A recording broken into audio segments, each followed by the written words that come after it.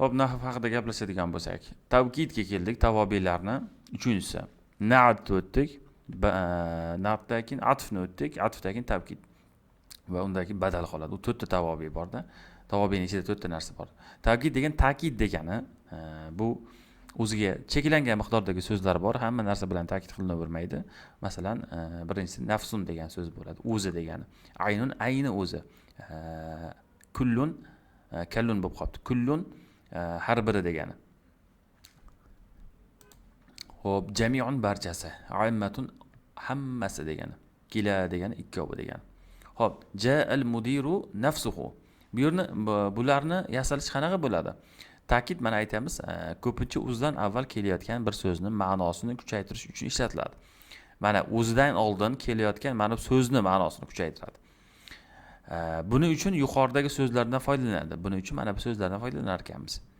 Va ko'pincha ta'kid o'zidan avvalgi so'zga mos bo'lgan birikma olmoshni oladi.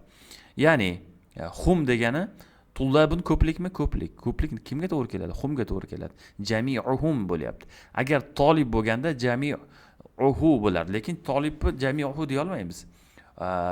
Jami'un so'zi hum bilan keladi. Hum hunna bilan. Endi jonsiz bo'ladigan bo'lsa ha kelishi mumkin. Jami'uha yoki jami'aha. Qara'tul kutuba jami'aha.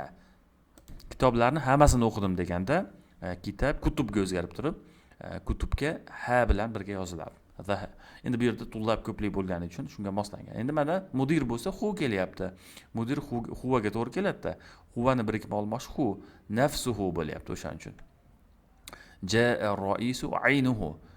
Ya'ni bu yerda davomini o'qib olaylik. Xo'p, endi ushbu so'zlarning harakati ham o'zi ta'kidlayotgan so'zni ism bilan, o'sha so'z bilan bir xil bo'ladi. Mana mudirunmi, nafsunni so'zi u bilan tugadi. Nafsi, nafsa bo'lmayapti. Shuni aytilyapti. Ja'a ar-ra'isu aynuhu, ya'ni ayni o'sha raisni o'zi keldi, boshliqni o'zi keldi. Qara'tul kitaba kullahu. Hammasini o'qidim deganda kulla. Bu yerda ta'kid bor. Shunchaki kitobni o'qimadi, bu ta'kidlayapti. Dhahikat tullab ammatuhum. Hammasi, ommatan degani ommatan ularning hammasi kull degani.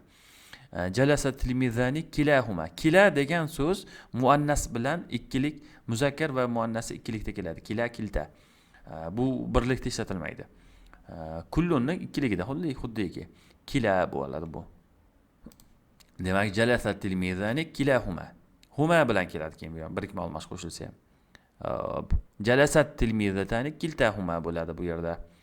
Demak, ta'kid so'zlarini o'zini yodlab olishimiz kerak. Nafsun aynun kullun jami'un ammatun kila kilta deb. Va buni gap tuzayotganimizda o'sha o'zidan oldingi so'zni birikma olmoshiga moslab tuzishimiz kerak ekan. Tahlilda qara'tul kitab biza qara'a fil tus fa'ili al-kitab maf'ul bihi kullun ta'kid bo'ladi. Hop, bu yerda mana shuni bo'yicha topshiriqlar bor. Masalan, tajtahidu Minatu va Fatima va Omina ijtihod qilishyapti. Aynuha kiltahuma kullaha. Bu yerda kiltahuma bo'ladi, chunki Fatima va Oysha ikkilikda turibdi.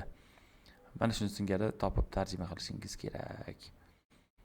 Xo'p, tabiiy ofatlar haqida matnimiz ham bor bu yerda. Hozir buni tarjimasini ko'ramiz.